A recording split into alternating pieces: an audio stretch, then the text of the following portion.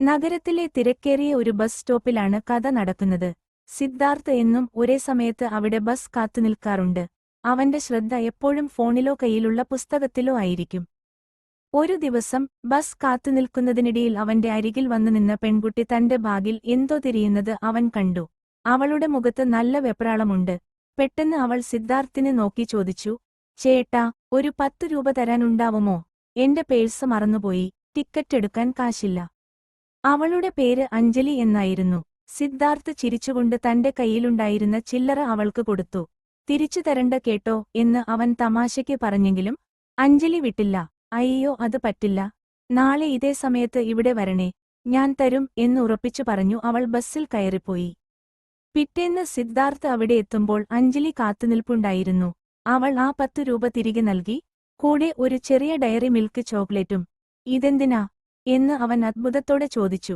10 രൂപയ്ക്ക് പലിശ എന്ന് പറഞ്ഞ് അവൾ ചിരിച്ചു. ഇതെന്തിനാ എന്ന് അവൻ അത്ഭുതത്തോടെ ചോദിച്ചു.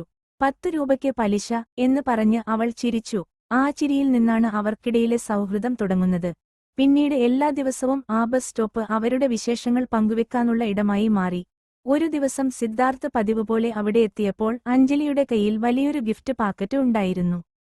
ആ ചിരിയിൽ നിന്നാണ് അവർക്കിടയിലെ സൗഹൃദം തുടങ്ങുന്നത്. പിന്നീട് എല്ലാ ദിവസവും ആ ബസ് സ്റ്റോപ്പ് അവരുടെ വിശേഷങ്ങൾ പങ്കുവെക്കാനുള്ള ഇടമായി മാറി. ഒരു ദിവസം സിദ്ധാർത്ഥ് പതിവുപോലെ അവിടെ എത്തിയപ്പോൾ അഞ്ജലിയുടെ കയ്യിൽ വലിയൊരു ഗിഫ്റ്റ് പാക്കറ്റ് ഉണ്ടായിരുന്നു. അവൻ ചോദിച്ചു, ഇന്ന് ആരുടെയെങ്കിലും ബർത്ത്ഡേ ആണോ?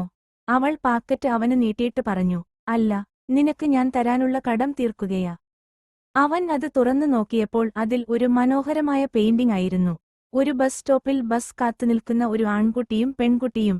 താഴെ ഇങ്ങനെ എഴുതിയിരുന്നു, ആ 10 രൂപ ഇല്ലായിരുന്നെങ്കിൽ ഇത്രയും വിലപ്പെട്ട നിന്റെ സൗഹൃദം എനിക്ക് കിട്ടില്ലായിരുന്നു. ഇഷ്ടമാണ്. വെയിലുദിച്ചു നിൽക്കുന്ന ആ ഉച്ചനേരത്ത് ആ ബസ് സ്റ്റോപ്പിലെ തിരക്കിനിടയിൽ ലോകം മുഴുവൻ നിശ്ചലമായതുപോലെ അവർക്ക് തോന്നി.